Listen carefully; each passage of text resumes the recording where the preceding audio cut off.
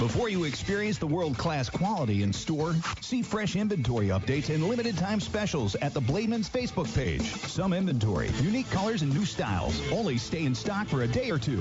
So be in the know and update your knife collection the smart way. Follow Blademan's today. As always, 10% discount for police and military and on-site sharpening service. Join the community of premium blade buffs at Blademan's Facebook and Instagram today. This is Ralph and Dusty from Anderson Heating and Air Conditioning, your local independent American Standard heating and air conditioning dealer. Proud to serve our community with old school professionalism and honesty while also providing modern solutions and performance that your family can depend on. And Anderson is here for you with fast 24/7 service and no overtime fees, because your emergency is our emergency. And the last thing you should have to worry about is being left out in the cold by extra fees. Anderson Heating and Air Conditioning, your American Standard dealer. Hey, Dad, how do airplanes fly? What's in this box? Can I touch this? Where does sand come from? Is this tree good for climbing? What happens if I mix these two things together? How are babies made? What does this thing do? Kids are curious about everything, including guns. Talking to them about gun safety in your home is a good first step, but you can do more. Always keep your guns locked, unloaded, and stored separately from ammunition. Storing your guns securely is the best way to prevent family fire, including unintentional shootings. For more information on safe gun storage and ways to keep your family safe, visit endfamilyfire.org. That's endfamilyfire.org. What do we keep in the attic? What's this thing called? Can I ride my bike backwards? Like I said, kids are curious. It's up to us to keep them safe. Brought to you by End Family Fire, Brady, and the Ad Council.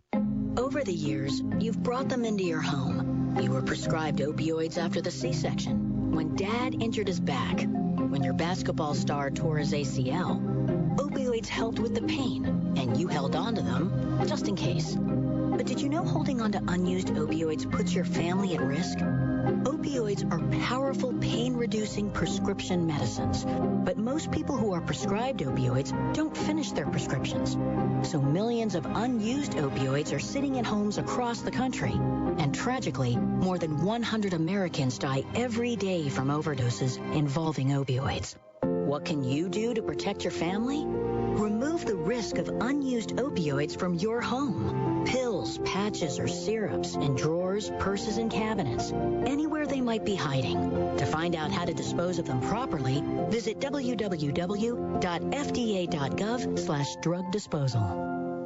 Broadcasting live from the Masters Heating and Cooling Studios, this is WKJG 1380 AM, 100.9 FM, Fort Wayne, Indiana, The Fan.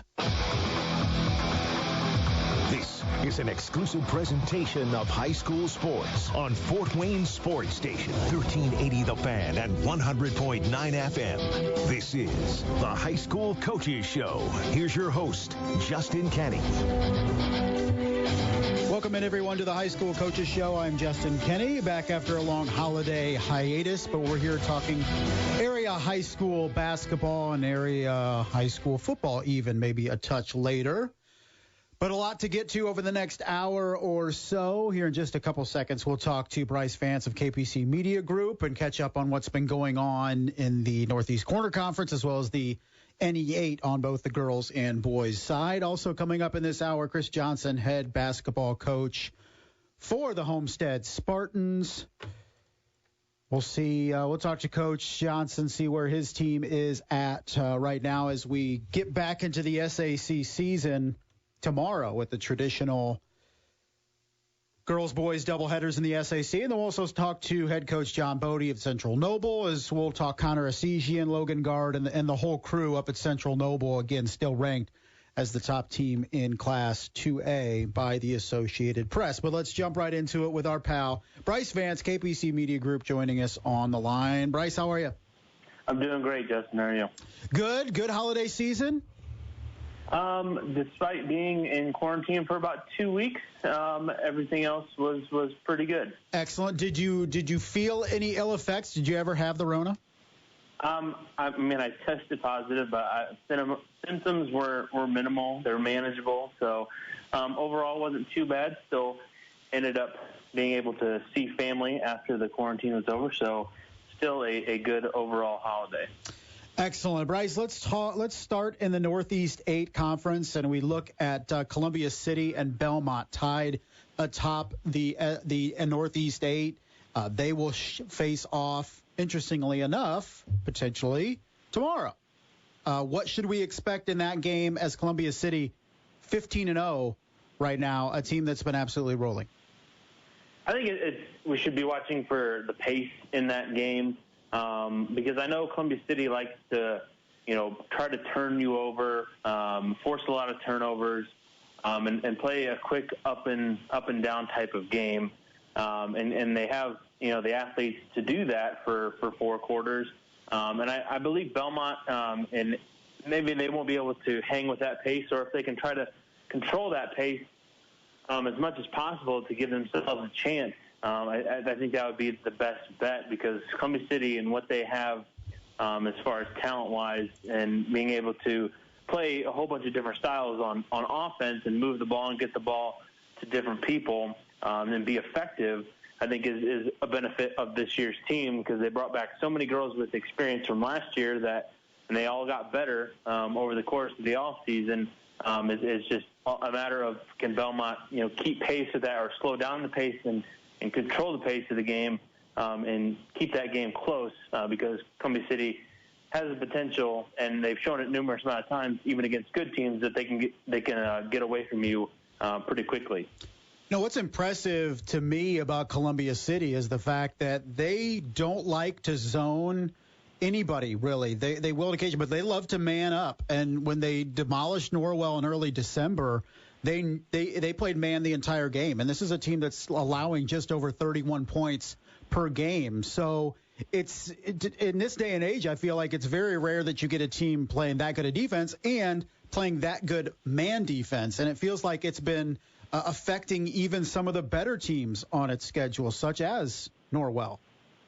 Yeah, and I think they try to make it a full court game when the opposing team has the ball. They try to play like a 3-quarter court press. I've seen them put that on before, and just try to turn you over and try to speed you up and get you out of your comfort zone from what you were, trying to do and run your best offensive plays. They try to get you uncomfortable to where you're not able to move the ball and get to the spots that you want it, or you're able to run your normal stuff. They like to speed you up, think quicker, maybe see an open passing lane when there's somebody off, and they have the length and the speed and the quickness to force those turnovers that maybe you think there's an open passing lane there, but they're quick enough to jump into those at the last second, and then, boom, they're headed off the other way. And that's what, this team, like I said, with the experience they had coming back, they play so well together, and they're able to, if somebody's going to be here, they know that they can come help off on this side, and they know that where they're at on the court, and they're able to work together as a unit. Brice, staying on the girls' side of things, but looking at the Northeast Corner Conference, a big one coming up tomorrow with Garrett and Central Noble. That game will be at Central Noble. Garrett atop the league at 6-0, and you have Fairfield and Central Noble lurking there, one game behind. So in terms of that matchup tomorrow, Garrett 13 straight victories going into that one on the road. What should we expect? Well, I think Garrett is firmly in control of the NECC after beating Fairfield this week without Taylor Gerke. And I think that they might be without Taylor Gerke for quite some time, but I'm hoping that she does eventually come back for the Railroaders. I think the plan is for her to eventually come back. There's no specific timeline yet for her, but still they are very effective without her. And with the matchup against Central Noble tomorrow night, Central Noble has 2 really good players that are going to lead them every single night. It's just about them finding a consistent third and fourth scorer. And it's kind of been different throughout the course of the season. So if Garrett is able to slow down Maddie Vice and Megan Keeble, they should win this game effectively. And that's what, Garrett has been able to lean on its defense in times when they're not able to generate enough offense. But I think this game will be pretty close because these 2 teams are very well coached by Josh Treesh and Bob Lapidat. That even if Garrett is without Gerke, they still have 4 other girls that can score consistently on any given night and are able to move the ball effectively. But it's defense that leads this team. He is Brice Vance, KPC Media Group, joining us here on the High School Coaches Show. Let's switch over to the boys' side of things and look at the Northeast State. Still just one conference game in the books, so a lot to decide on that side. And it'll be a Saturday night full of NE8 action. But as of right now, as we're close to getting into the thick of conference play, Brice, how would you break down the Northeast State at this point?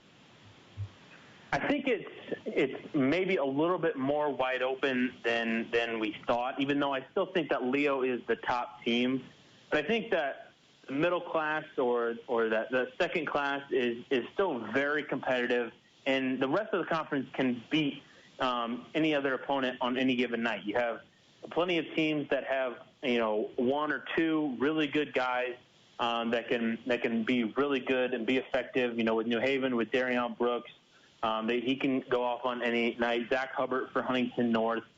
East Noble has Chris Hood that is not going to be able to match up. Another team has, the ability to match up with him. Maybe Cademan Bontrager, even though he's, on the taller side, he's still not as thick as Chris Hood. And they also have Spencer Denton, who's an effective playmaker as well. And then Connor Penrod with DeKalb.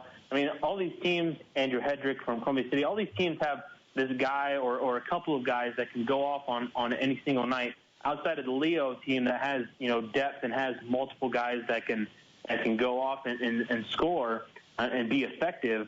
So I think that this middle class is going to be very competitive. I think maybe Leo does end up maybe dropping a game or two. But I think other than that, it's going to be a battle for second and third place where you might have, one or two losses at the end of the season. I feel like it's a very deep league. You mentioned Huntington North, and they just got a good road win yesterday, or a home win over Northside.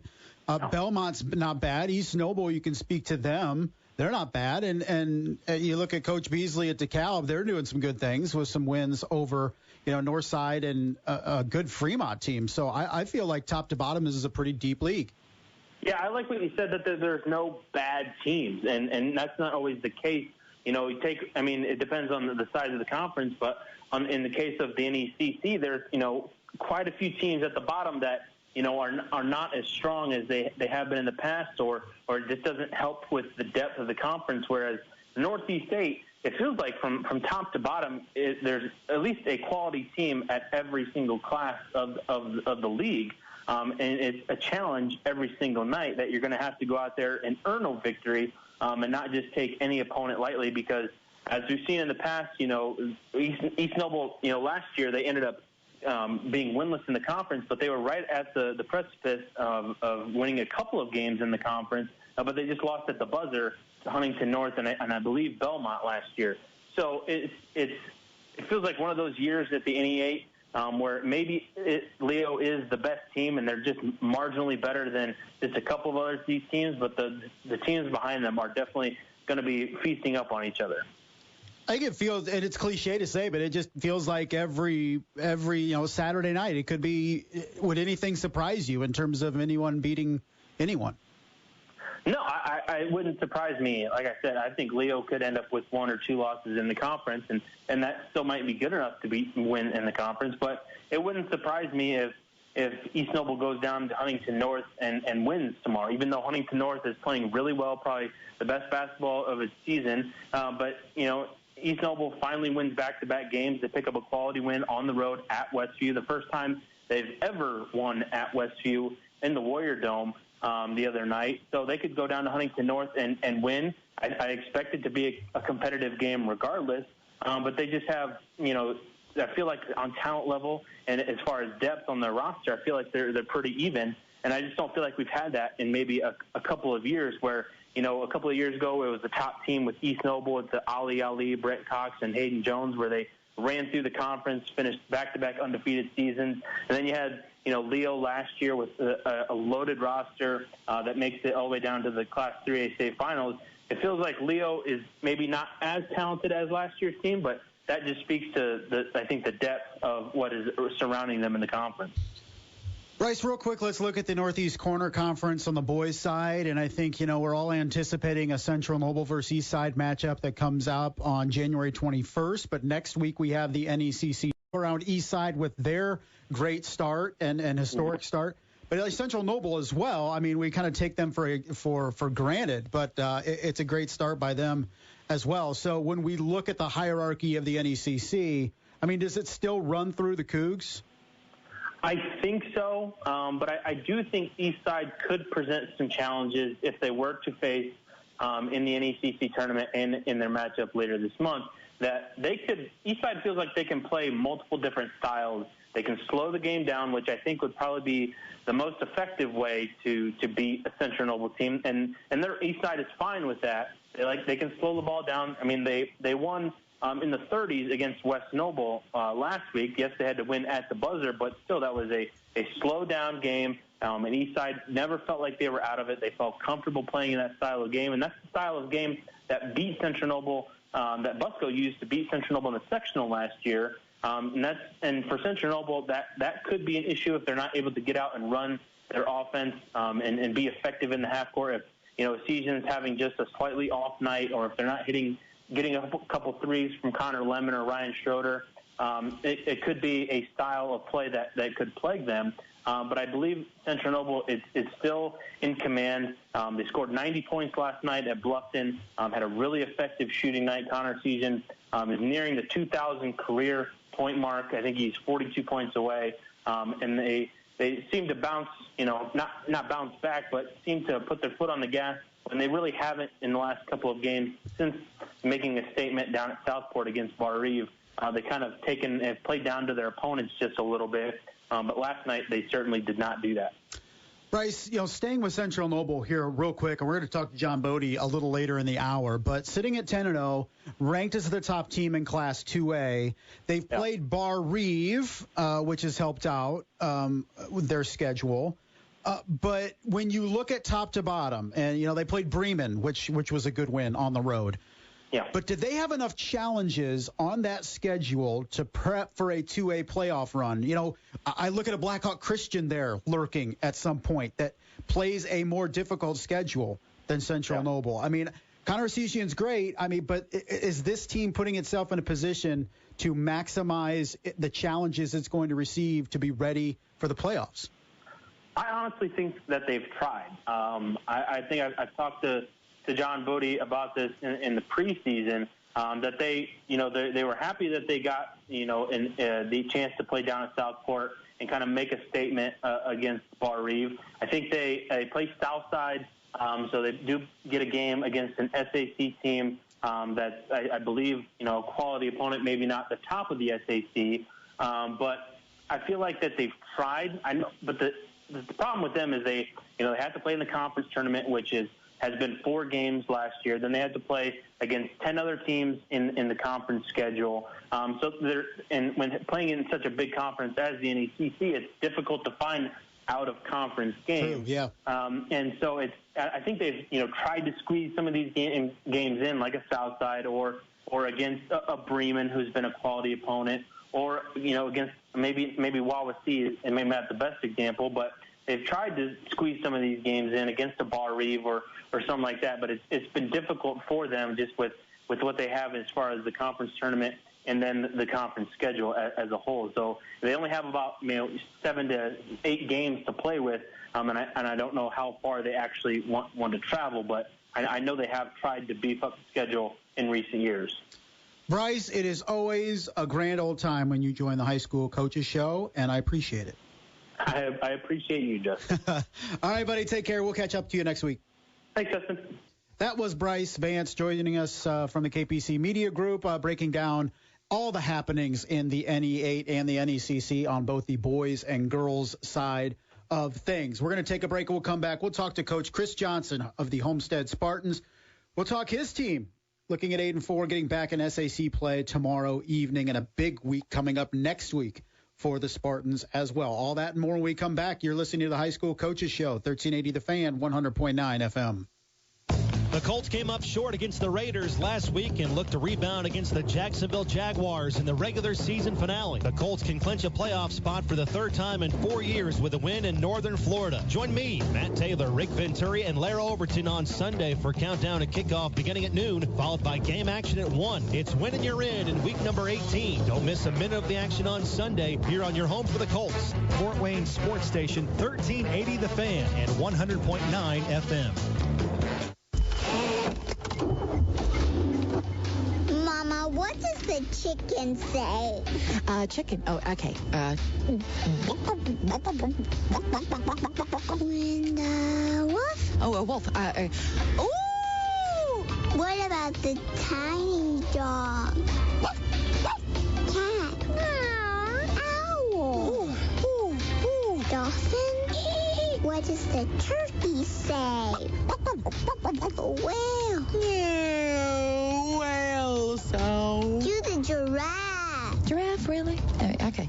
Giraffe. You're not going to get it all right. Just make sure you nail the big stuff, like making sure your kids are buckled correctly in the right seat for their age and size.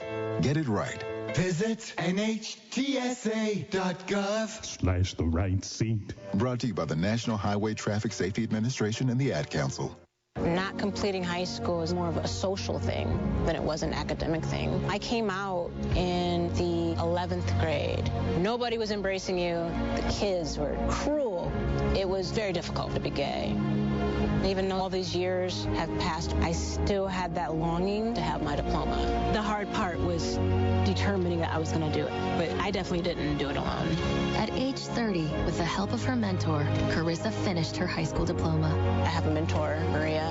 She convinced me to continue my education and to finish what I started to get my diploma. She just never judges. She's a true role model.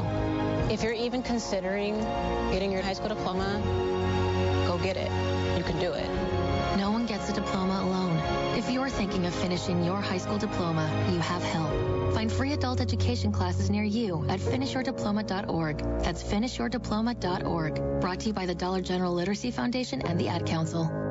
They say singing can help you remember things, so here's some tips for parents out there during these tough times. Number 1. Make sure your kids wash their hands for 20 seconds after they've coughed or sneezed or been outside. 2. Virtual play dates. Social and physical distancing can help save lives. 3. Tell them they're safe and show your love and pride. Yes, we'll get through this together. Find out more at coronavirus.gov. A message from the CDC and the Ad Council. Now back to the High School Coaches Show on Fort Wayne Sports Station, 1380 The Fan and 100.9 FM. Welcome back to the High School Coaches Show here on a Thursday evening. Coming up tomorrow night, it'll be SAC basketball, boys basketball, Northrop and Snyder. Of course, the Snyder Panthers will match up with the Homestead Spartans next week in what will be a very good girls-boys doubleheader in the SAC a week from tomorrow. And the foe of the Snyder Panthers next Friday, the head coach of the Homestead Spartans joins us right now, Coach Chris Johnson. Coach, how are you? Good, Justin. How are you doing? We're surviving, and it feels like with the high school basketball season, we get excited about the start of it, and then next thing we know, we're halfway through it, and I feel that's where we are right now in early January. So, at least through the month plus of basketball that your team has played, how do you feel they have performed? Where do you feel you're at? Well, I mean, I was hoping to be 9-3, 10-2 at this point in time. I mean, we had a very tough schedule. We played the number 1, the 2, the 3, the 5, and 6 so far, and that's in the state of Indiana, and played a very good Kettering older team from Ohio early on in the season, where they had 4 starters returning from their team from the past year. That went, I think, 16-8, 15-8, something like that. So, I'm not disappointed. I'm upbeat, to be honest with you. I'm glad that we were able to see some of our deficiencies, what we need to work on, what we need to improve upon, and hopefully that will get us in a stretch come January and February to where we're competing and playing for an SAC championship. Coach, you've been around a minute. How important is it to have those challenges that you mentioned when you have a team with such high aspirations? Well, I mean, I think it's good to have those challenges to see what you need to do to improve upon. I remember 6-7 years ago when we had Swanigan and those guys. We played a very tough schedule with, Chicago Curry and a team out of Tennessee, and I can't recall every team that we played, but we were able to then try to figure out what we needed to do to get ourselves better. Snyder, I think, I know during that season defeated us. Had a kid named Bates that is now playing for my Cincinnati Bengals. That excited and watching. Look forward to every Sunday watching him play and Bengals play. But they knocked us off, and we learned a lot from that. Even though it's a tough pill to swallow at the point in time, and lose a game. Hopefully, it's a learning lesson of what we need to do to get ourselves better, to get our kids mentally, physically stronger, to get ourselves prepared for an SAC run, and also then once the real season hits come March. Coach, a lot of the discussion around Homestead, goes around Fletcher Lawyer, and he's been exceptional for you for this season. And, how have you seen Fletch now take that next step forward now as a senior? Phenomenal player. Understands the game. He gets it. He knows the right basketball play. He's been around it a long time. His brother, who plays now at Davidson, his dad, a big-time college coach, and now a scout for the Clippers. He's around it on a daily basis. He understands it, and that's something from a coaching aspect. It's always tough to teach. You want kids to where they understand the game, understand where the next play should be. That makes it a lot easier from my standpoint. Now it's a matter of trying to, get everybody around him. We have very good talent around him. I had a long talk with him today. It's just a matter of trying to make that right basketball play and then getting the basketball to go in the hoop on a consistent basis. I think at times we take tough shots. We've got to improve upon that. And I think once we do, those shots are going to fall. Any time that we played Hamilton Southeastern, we played Connorsville, right after tough losses against Fishers that morning, and then a Cathedral that morning just last week, where we played Hamilton Southeastern then in the evening, same way with Connorsville. And we made much improvements from basically just moving the basketball and finding the open man. Our kids can make open shots, and that's what we want to do and make sure that we do. But one of the things we can't do is get ourselves behind to where we have to play catch-up or go chase, and that's where we struggled in the fourth quarter against a very good Cathedral team last Thursday. Coach Chris Johnson, Homestead Spartans, joining us here on the High School Coaches Show. And Coach, I understand every team's different, every team's built different and all that, but when you look at the scoring average for this team, touch over 58 points per game. Last year, a little over 75. Do you feel for this team to reach its goal of winning the SAC, winning in the postseason, do you guys need to score more, or is this team just not designed like last year's squad? Well, no. I mean, every team is different. I looked at just today, I was looking at some of the scores from our state team, and, we had 3, 4, 5 kids every once in a while scoring in double figures. We've got to be able to get that figured out. We got to get other people involved to where we are attacking the basket better, moving the basketball better, and I think if we do that, we're going to find those extra scores. No, I think that we can score. I think our defense has been there. I think we're giving up 48 points a game, and again, against very good competition. We're not playing the patsies out there. So, I'm pleased with where we are from the defensive standpoint. Usually if you can score, and what I've always, said to myself, if a varsity team can score in the 60, low 60, 61, 62, you should be a very competitive ball club. We're close to that. I would still like to see a little bit more production. And again, like I said before, against a very good Hamilton Southeastern team who took Fishers to double overtime a few days before we played Fishers. Same way with Connersville, who holds teams down into the 40s on a consistent basis. You know, we scored 62 against Connersville. We scored 65 against Hamilton Southeastern, and that's because I think that we made the extra pass. We don't want to force anything, and I think once we understand that, we're going to be able to score a few more points than what we have been as far as the average throughout the year. Coach, when you look at the layout of the SAC, and it's so tough to, after two conference games, to kind of slot teams in, but it's a lot of confusion. You know, you look at a Snyder team that, got beat by a Northside team big, that lost to Southside big, and, Southside is 2-0, and that's the team you guys have to face tomorrow. But in terms of this league and how it's laying out, it really looks like it's cliche, but it's, every Friday, would anything surprise you at this point, Team A beating Team B? It would.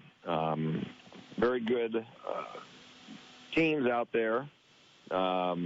Snyder, I've watched them over the last couple of days. Been keeping my eyes on them a little bit since we're going to be playing in a week or so. Scouted Southside with multiple games. These teams are dangerous. Northside, who, had, I think, won 15 games or so last year, who, struggled a little bit at the beginning, but, they're starting to get in a little bit of their own and get into a rhythm. Very dangerous ball club. Just like what I said, earlier on in the year, we were fortunate to where we played at Dwenger. They're a very physical ball club who, on any given night can beat anybody. So, we have our work cut out for us. We understand that. We're going to take it one game at a time. Very tough opponent tomorrow in Southside, especially at their place. I think that our kids, like I said before, over the first 12 games, we played a very tough schedule. Hopefully we're going to put ourselves in a position now to see what it takes, see where our deficiencies are, and hopefully go into months of January and February on a high note to, again, take it one game at a time to see where we stand against this tough SAC conference. All right, buddy. Always a pleasure. Thanks a lot. Good luck tomorrow and a big week next week coming up. Blackhawk and, of course, that big one coming up against Snyder. But first things first against the Archers. That's right. Doesn't get any easier. Blackhawk playing very tough basketball, 10-0. Have a few of their games, and, we'll wait to see what happens tomorrow, and then we'll start focusing on Blackhawk and Snyder start the following week. All right, buddy. Take care. I'll catch up with you. All right. See ya. See ya. That was Coach Chris Johnson, head basketball coach of the Homestead Spartans. Coach Johnson's team, 8-4 this season. But as Coach mentioned, an incredibly difficult schedule that this squad has played. And you look at a loss to Kettering Alter on a neutral court in November. And they lose to Chesterton on a neutral court. They lose to Fishers by 2 in the Carroll Homestead Classic. You fall to Cathedral in the Hall of Fame tournament down in Newcastle. So these are not bad losses by any means for the Homestead Spartans. They're character-building wins, if any, or losses, if anything.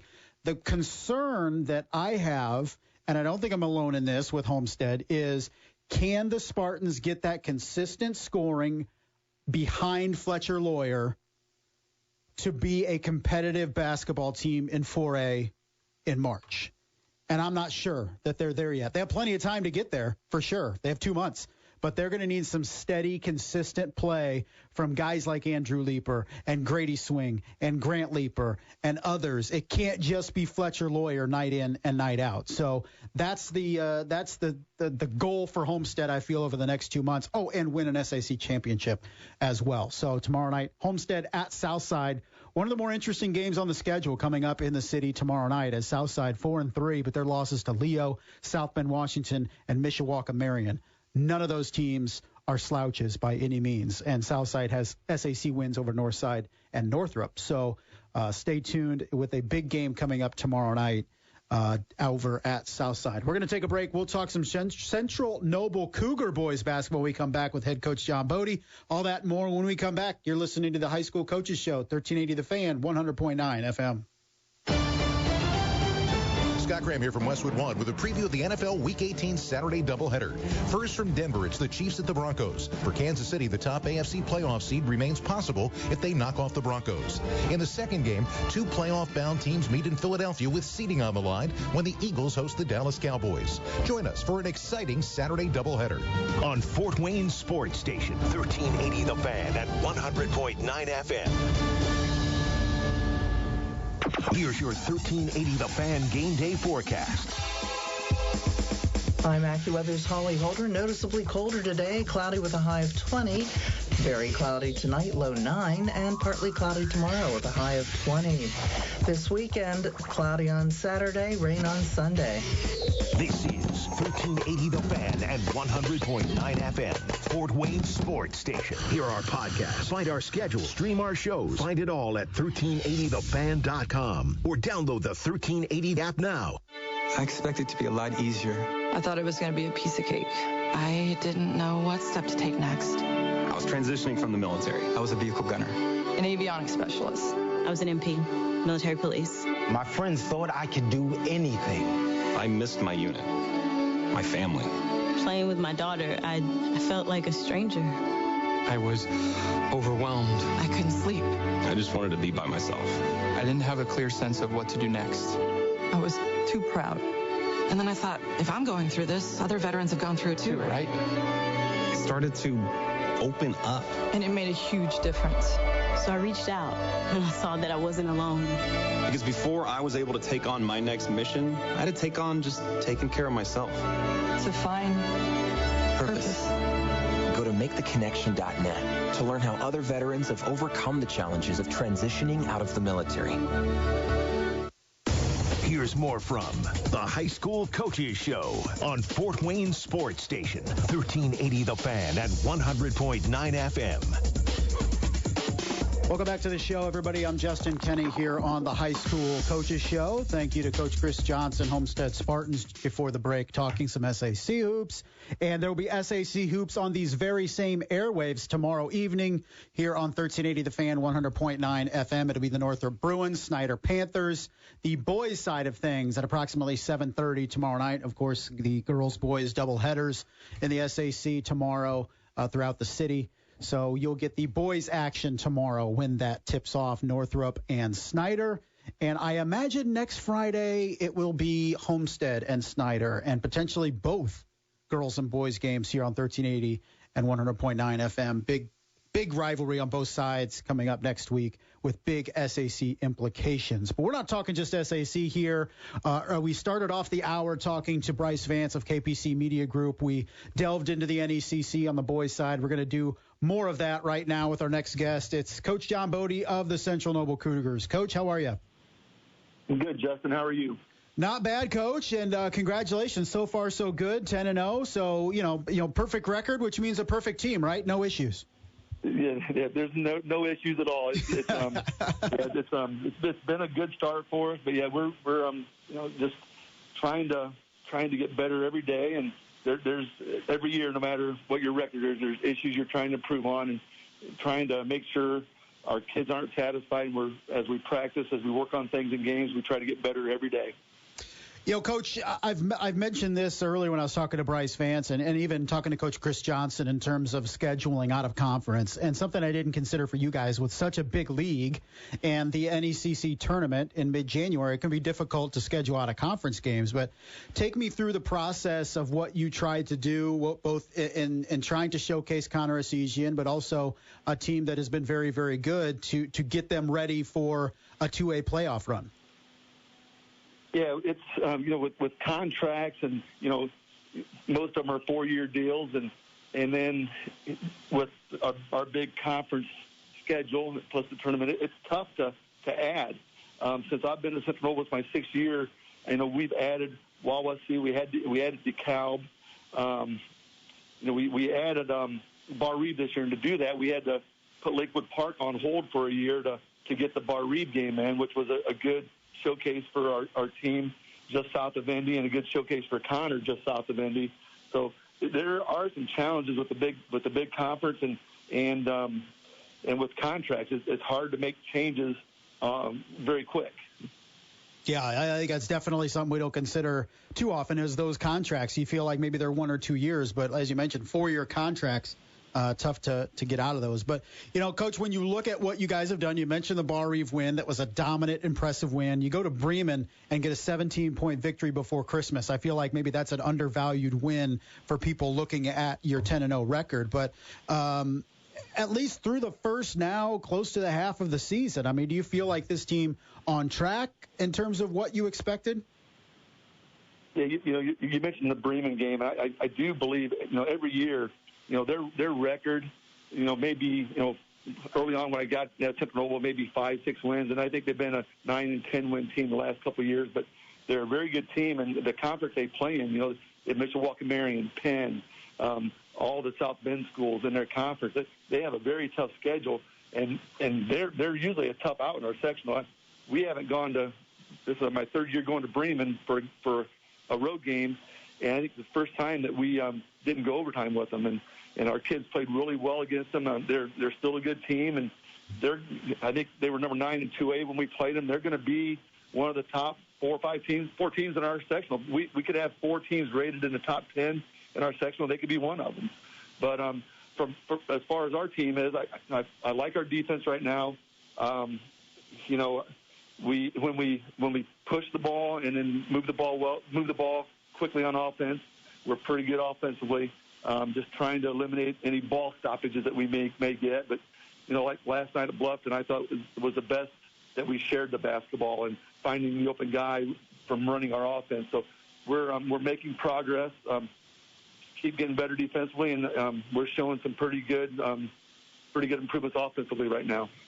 Coach John Bodey, Central Noble Cougars, joining us here on the High School Coaches Show. And, Coach, I asked Coach Chris Johnson earlier about his star player in Fletcher Lawyer going Division I and going to the Big Ten. And now I'll ask about your star player that's going Division I, playing in the Big Ten, and what you've seen out of Connor Assesian and how he's improved and grown now as a senior. I think one of the challenges for Connor, he's always been able to defend. I think the question for him was, can he defend, at the Division I level?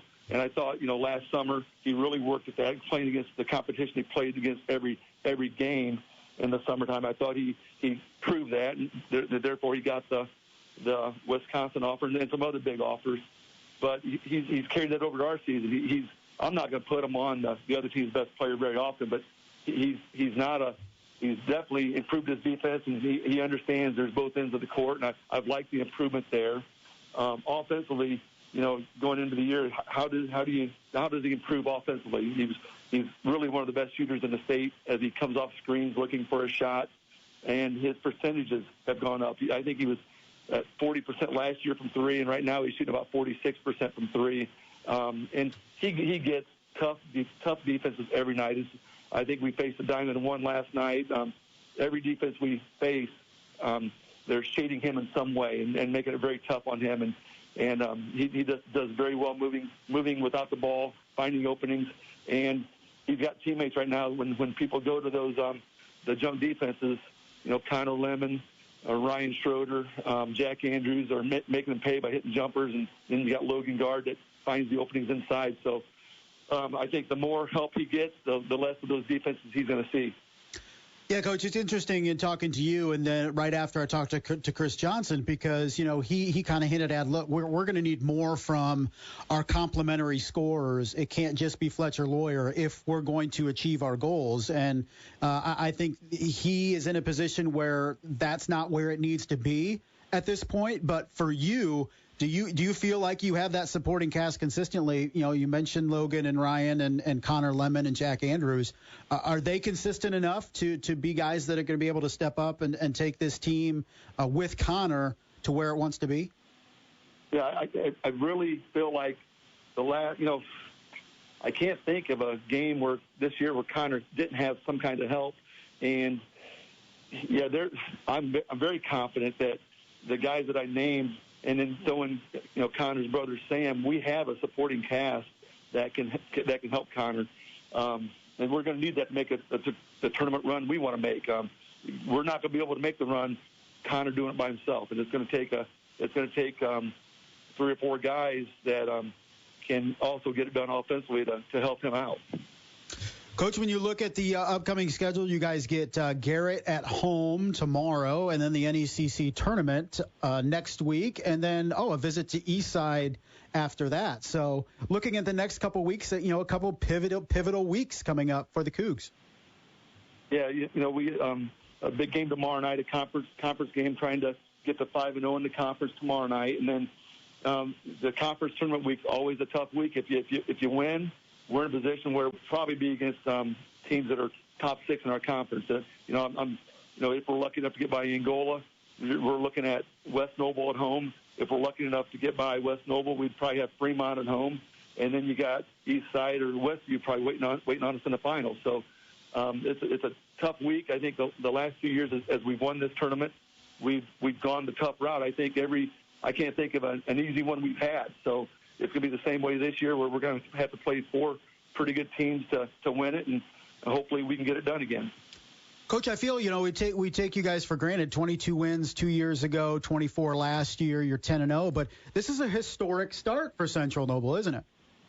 Yeah, I think I looked at it, and we haven't talked a whole lot about this. I think our kids know, but we haven't shared a whole lot. But I think in the mid-'90s, Central Noble may have started off 8-0, and with our who was our last win against other than Bluffton last week when we beat Westview. That was our 9th win, and that's the best start in school history since Central Noble's been a school.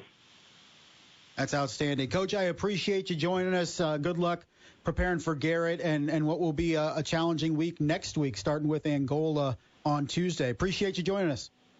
Okay, thank you, Justin. Thanks, Coach. That was Coach John Bodey, Central Noble Cougars, joining us here on the High School Coaches Show. We're going to take a break, come back. We have some football news after the break, some scuttlebutt coming out about the SAC and the future of the SAC in football. We're going to talk about that when we come back. You're listening to the High School Coaches Show, 1380 The Fan, 100.9 FM. Radke here from Westwood One with a preview of Sunday Night Football. Week 18 wraps up the regular season in Sin City with a primetime matchup of AFC West playoff contenders, the Las Vegas Raiders and the Los Angeles Chargers. Both are 9-7. The winner will get the final spot in the playoffs. Join Ross Tucker and me for all the action from Las Vegas on Sunday Night Football. On Fort Wayne Sports Station, 1380 The Fan at 100.9 FM. The Brockman Heating and Air Conditioning promise. On time, done right, or it's free. Brockman's your independent American Standard heating and air conditioning dealer. That's over 60 years strong. Since 1957, serving homeowners in the Fort Wayne area. And Brockman's has the most experienced techs to help you decide if you should repair or replace your unit. 423-4331. Call your independent American Standard heating and air conditioning dealer. Brockman's Heating and Air Conditioning. On time, done right, or it's free. 423-4331.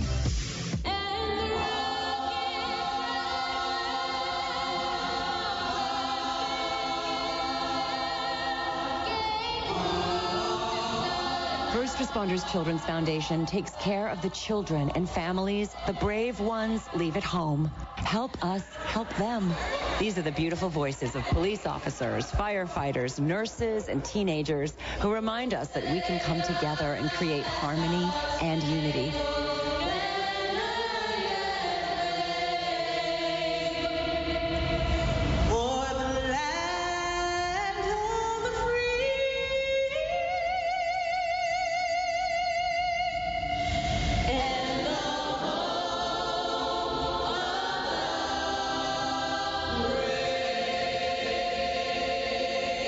BRAVE to 24365 to learn how you can help your first responder community today.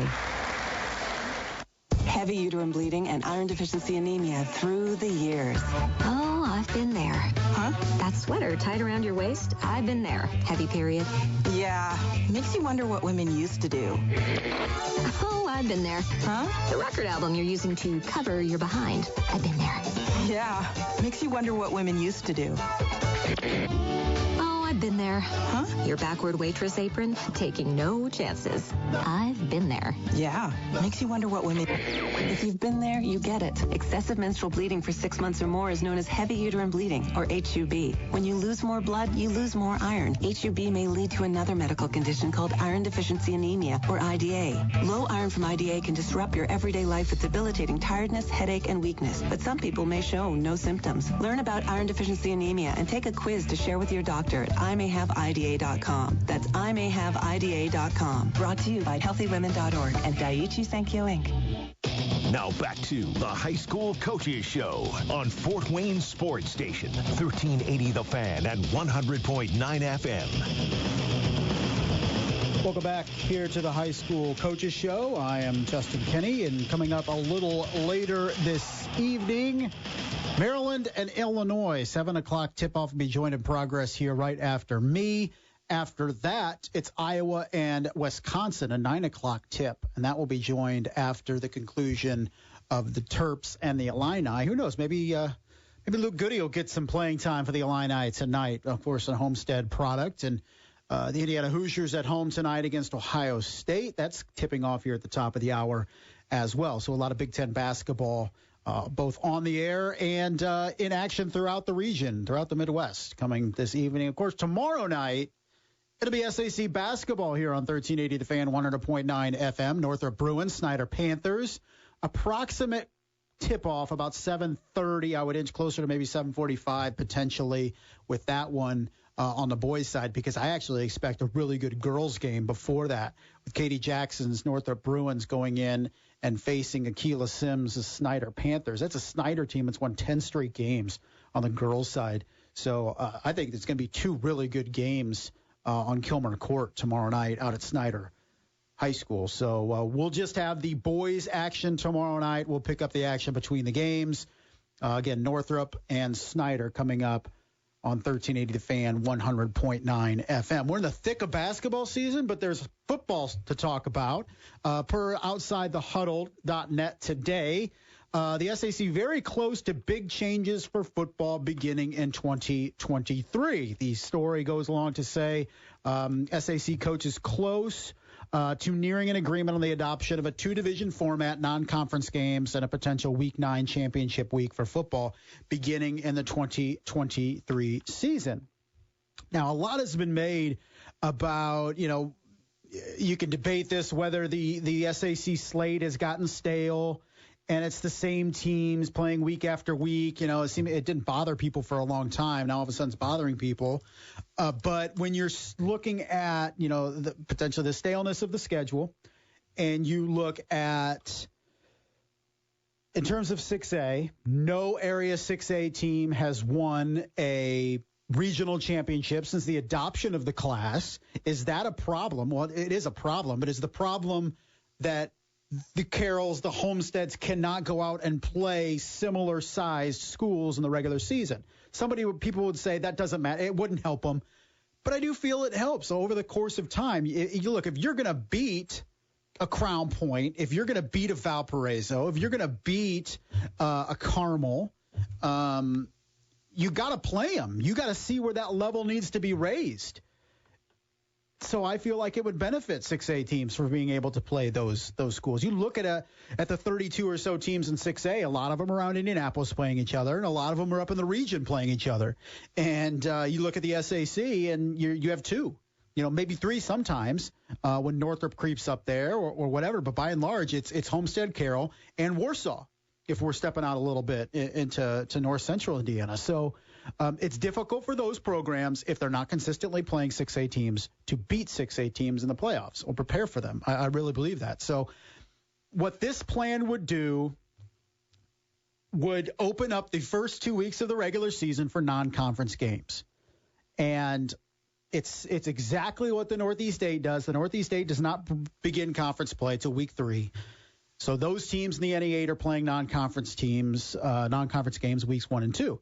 And I feel like there's a lot of good matchups that could potentially come out of that, between the SAC and NE8. We don't even have to leave the area to find some good matchups. You're telling me Leo playing a top team in the SAC wouldn't be a good game, or East Noble, or New Haven Northside, Or, looking at Bishop Luer's East Side, the way those teams have gone back and forth over the last 3 seasons. And that's just in the region. I mean, you look at what happened when, first Elmhurst closed and then Harding, and you had 2 open dates on the SAC schedule.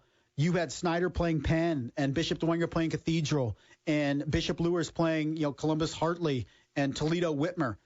Just, stepping out of the area. And then, looking downward, you saw Southside able to get some wins and some momentum. They're playing, teams they were able to beat. And you looked at Northside playing some teams out of the area, played Huntington North a little bit. And you look at Northrop that played Anderson and Muncie South and was able to get some wins. So I feel like it gives the momentum for maybe some of the lower tier teams in the SAC as well to be able to step out and get a couple wins. I understand that, for some teams, particularly that are not in that I don't want to say it's a big school, small school, but that lesser division, so to speak, you're losing something in terms of the quality of opponent for sure when you're not playing as many of those big school division teams. But that could be a good thing. But going back to this plan of action, weeks 1 and 2 would be non-conference. The division or the conference would be split into 2 divisions. You would play everybody in your division, which would be 4 games. You'd play 2 crossover games, which is 2 additional games. So you're at 8. And then week 9, it's kind of been discussed. This story says championship week, but I know there's been discussions on just maybe another crossover week, which then would I would have the question, how are you deciding the SAC then? Are you just having 2 division champions like the Northeast Corner Conference does? That just doesn't feel right, but, I don't know. So there's definitely some things to work out with this, but I think the majority of this is going to happen. I feel like it's very close to being formally adopted. Probably some tinkering here or there, but come 2023, I think like the SAC looks dramatically different. And I feel this isn't a perfect solution, but I really think at the SAC, it allows them to get out of the area. It allows them to showcase our programs, our athletes around the state, not wait till the postseason to do it, maybe get some respect, garner some respect around the state. I highly believe that Indiana Mr. Football, nobody has ever considered out of the Fort Wayne area, largely because the SAC is in a bubble from August to October, and nobody sees them outside of Allen County around the state. So this would be allow the teams and athletes to showcase, similar to what we see in basketball. Obviously, more opportunities for non-conference in basketball. But we talked to Coach Chris Johnson about, being able to play some of the top teams in the state. We talked to John Bodey about being able to add Bar Reeve and add Bremen and play some teams that Connor Essegian otherwise wouldn't be able to. And this team that has aspirations to make a run at a state championship this year to be challenged a little bit more. It's the same concept in football.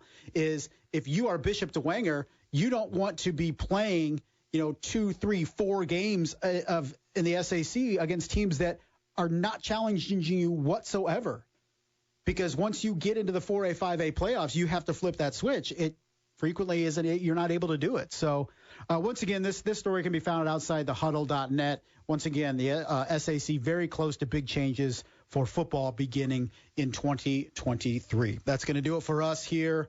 Thank you to Brice Vance, KPC Media Group, joined us right at the top of the hour. He kicked it off to talk some NE8 and NECC basketball. And we also had Chris Johnson, head basketball coach, Homestead Spartans, and Coach John Bodey, undefeated Central Noble Cougars, joined us as well. That'll do it for us. Coming back next Thursday, 6 o'clock, we'll have more exciting basketball action here to talk about for everybody here at Federated Media. I'm Justin Kenny. This has been the High School Coaches Show here on 1380 The Fan, 100.9 FM. Closing time. Turn all of the lights on.